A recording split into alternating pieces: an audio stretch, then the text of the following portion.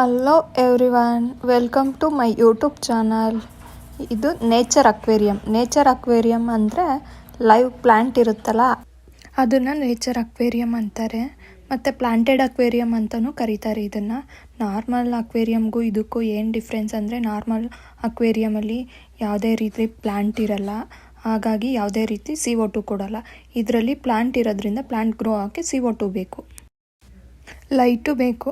Light ಆಗಲಿ CO2 ಆಗಲಿ 8 hours ಇರಲೇಬೇಕು ಪ್ಲ್ಯಾಂಟ್ ಚೆನ್ನಾಗಿ ಗ್ರೋ ಆಗಬೇಕಂದ್ರೆ. ಈ ಪ್ಲ್ಯಾಂಟ್ನ ಅಕ್ವೆಟಿಕ್ ಪ್ಲ್ಯಾಂಟ್ಸ್ ಅಂತಾರೆ. ಇದರಲ್ಲಿ ಮುಂದೆ ಯೂಸ್ ಮಾಡಿರೋದು ಸ್ಯಾಂಡ್ ಹತ್ರ ಸ್ವಲ್ಪ ಸ್ಟೋನ್ಸ್ ಇದೆ. ಅದ್ರ ಹಿಂದೆ ಇರೋದು ದಪ್ಪ ಕಲ್ಲಿದೆಯಲ್ಲ ಅದನ್ನು ರಾಕ್ಸ್ ಅಂತಾರೆ. ನೆಕ್ಸ್ಟ್ ಅದಕ್ಕೆ ವುಡ್ ಕಾಣ್ತಿದೆಯಲ್ಲ ಅದು ಡ್ರಿಫ್ಟ್ ವುಡ್.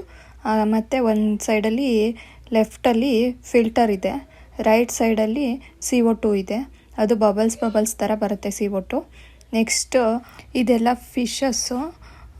ಕೆಲವೊಂದು ಆಲ್ಗೆ ಈಟರ್ಸ್ ಇದೆ, ಅಂದರೆ ಆಲ್ಗೆ ತಿನ್ನೋವಂಥ ಫಿಶ್ಶು. ಅದು ಜಾಸ್ತಿ ಆಲ್ಗೆ ಈಟ್ ಮಾಡುತ್ತೆ. ಅದು ಲೋಟಸ್ ಕೆಲವೊಂದು ಕಡೆ ಫ್ಲವರಿಂಗ್ ಆಗುತ್ತಂತೆ. ಇಲ್ಲೇನಿನ್ನೂ ಆಗಿಲ್ಲ. ಕೆಲವೊಂದು ಪ್ಲ್ಯಾಂಟ್ಸ್ ಎಲ್ಲ ಸಾಯಿಲ್ ಇಲ್ಲದೇನೂ ಬೆಳೆಯುತ್ತೆ. ಮುಂದೆ ಇರೋದೆಲ್ಲ ಸಾಯಿಲ್ ಇಲ್ಲದೆ ಇರೋದು. ಹಿಂದೆ ಸಾಯಿಲ್ ಯೂಸ್ ಮಾಡಿದ್ದೀವಿ, ಅಲ್ಲೆಲ್ಲ ಸಾಯಿಲಲ್ಲಿ ಬೆಳೆಯೋವಂಥ ಪ್ಲ್ಯಾಂಟ್ಸೇ ಬೆಳೆದಿರೋದು. ಇನ್ನು ಕೆಲವೊಂದು ಸಾಯಿಲಲ್ಲೂ ಬೆಳೆಯುತ್ತೆ, ಸಾಯಿಲ್ ಇಲ್ಲದೇನೂ ಬೆಳೆಯುತ್ತೆ. ಅದು ಇದೆ ನಮ್ಮ ಟ್ಯಾಂಕಲ್ಲಿ. ವಾಟರ್ ಎಲ್ಲ RO ವಾಟರ್ ಯೂಸ್ ಮಾಡ್ತೀವಿ. ವಾಟರಲ್ಲಿ pH ಎಲ್ಲ ನಾರ್ಮಲ್ ಇರಬೇಕು. ಹಾಗೆಯೇ ಟೆಂಪ್ರೇಚರು ಕೂಡ ನಾರ್ಮಲ್ ಇರಬೇಕು. ನಾರ್ಮಲ್ ಅಂದರೆ 26 ಇರಬೇಕು. ಪ್ಲಾಂಟೆಡ್ ಟ್ಯಾಂಕಿಗೆ 26 ಇರಬೇಕು.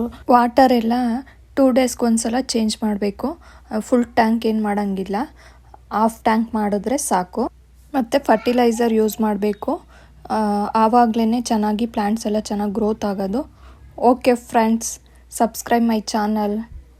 Thank you.